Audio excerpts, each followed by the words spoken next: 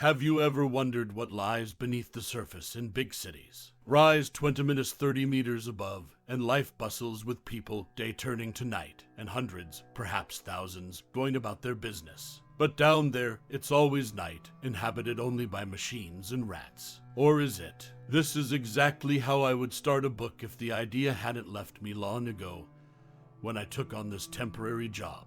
10 years later, hopes of changing it have faded, and each time I think I've grown accustomed to it, I realize that getting used to it is impossible. I work at a research institute right behind the Moscow Ring Road. It's an institution with a classified status. From the street, the institute looks like a small 5-story building strongly resembling a school.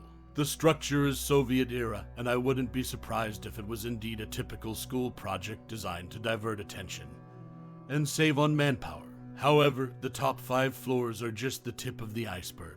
In reality, there are 2 more lower floors that are much larger than the building above, and that's where all the equipment is located along with the laboratories. Only 3 floors at the top are used for work, and the 2 upper ones are almost unused, filled with discarded and sometimes not even decommissioned junk. I don't think it would be wise to mention anything about the Institute's activities after all I'm about to tell you. By recording and posting all this online, I'm already exposing myself, so there won't be any details about the laboratories below. However, I work even lower. The thing is, below the 2 underground floors, there's a basement with utility tunnels that stretch far into Moscow and even connect with the metro. And my job is to monitor them.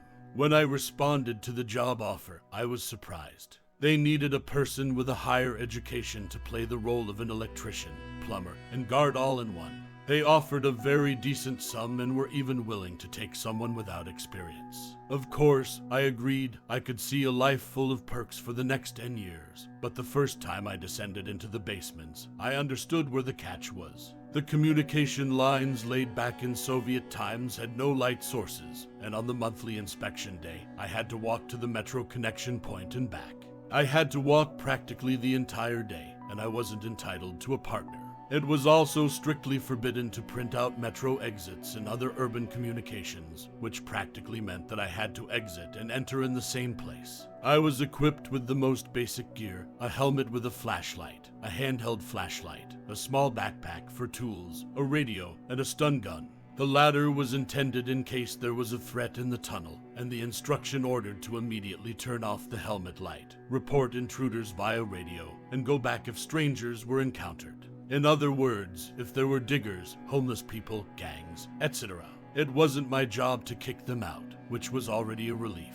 My job was to inspect the communications in the form of huge wires of unclear purpose. I was strictly forbidden to close the gates to the blind alleys closer to the metro. Another instruction stated that in case of appearance, I quote, of the strong ones disrupting the signal and radio communication devices, I had to stop the inspection and return back. If more than half the way was covered, I had to stay in place and wait for help. There were many similar instructions, but these 2 seemed strange to me from the very beginning. Later on, I will describe several of my trips that made me repeatedly attempt to change jobs, while also doubting my mental health. My first encounter with the place left a lasting impression. They gave me a brief rundown of the work area. The stairs led down to a small, heavily worn and dusty room. A solitary chair occupied the space, with a bricked-up elevator shaft on the left. Oddly enough, there was no elevator. On the right end of the room, a narrow corridor opened up into a massive tunnel with pipes running along its length. These oversized pipes, positioned below the entrance to the tunnel, had a metal walkway above them. The pipes extended about 50 meters down the channel, eventually reaching a bunker with a heavy iron door, always illuminated by a construction lantern, the sole source of light in the tunnel. To the left of the bunker, another hefty iron door led to my workstation. It resembled a typical security guard's nook, monitors displaying data from pressure and voltage sensors in the tunnel, a couple of cameras strategically placed, a bed, a few medium-sized metal crates, and a larger one. Apart from the massive iron door, the stagnant odor, and the absence of windows, it was a reasonably cozy spot. Directly opposite the nook or to the right of the bunker, the tunnel entrance beckoned. No door obstructed it, and the metal walkway separated it from the main path. Right in front of the tunnel entrance was a colossal door leading to the same tunnels, but it remained sealed shut. Its dimensions were ample enough to maneuver a tank through, and the purpose of such a colossal passageway eluded me. I also got acquainted with the operator stationed at the checkpoint, who kept watch over the communication line through my radio. He wasn't very old, but already sported a head of graying hair and amusing silver mustaches. We exchanged a few words, and during our conversation, he looked at me somewhat sadly, raising my suspicions. For the next 2 days, I stayed in the nook, monitoring instrument readings with one eye closed. However, on the 3rd day, one of the screens went haywire, marking the beginning of my first expedition. The screen displayed an unusually high load on one of the lines, and I immediately switched on the radio. Control center, do you copy? Loud and clear, over. I've got a load of 120 amps on line 40, over. Short circuit load on line 40 is 350 amps, over. I didn't get that, everything's fine, over. Surge, listen, suddenly breaking the formal communication style, Vadim Ilyich, the duty officer at the control center whom I'd met before, chimed in. You'll need to go there and check what's going on. Just wait until the load drops, then go, over. Understood, control center, I finished the conversation. The load disappeared after an hour, and I was ready to venture into the depths of the tunnel for the first time. I must say I was in high spirits for 2 reasons. Sitting idly for 3 days was getting boring, and I was finally ready to get back to my regular work. I slung a backpack over my shoulder and put on a helmet, clicking on the flashlight switches. Exiting the chamber and closing the door behind me, I reported to the control center. The duty officer confirmed my departure, and I approached the tunnel. The flashlight pierced the darkness, but only the walls were visible. Dense blackness lay ahead.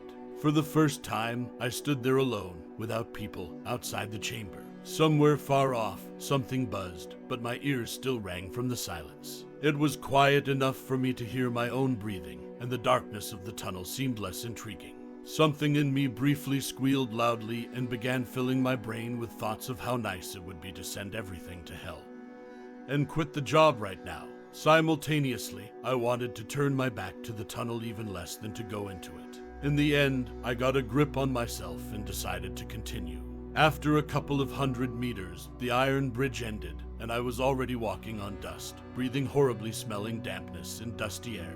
I had to cover my face with my sleeve to avoid coughing every few meters, but after a couple of minutes, my body got used to the abuse, and the acute reaction subsided.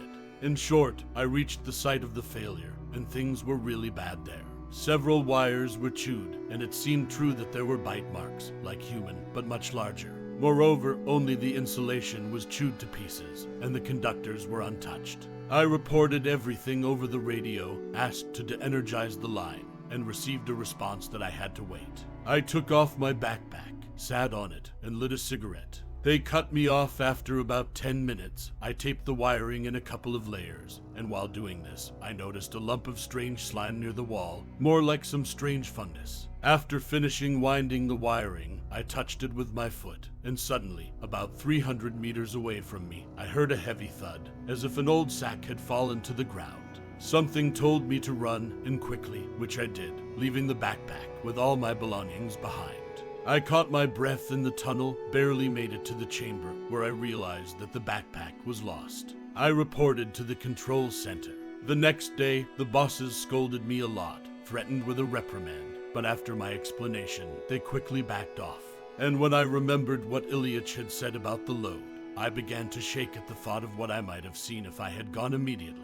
The next 3 shifts were uneventful, and I was starting to forget about the first one. The paycheck I received for the 3rd time now eased the monotony. As usual during work hours, I was sitting in the tiny room, glancing at the monitors and playing some old-school shooters. Internet access in the Research Institute building was off limits, and mobile phones were banned too.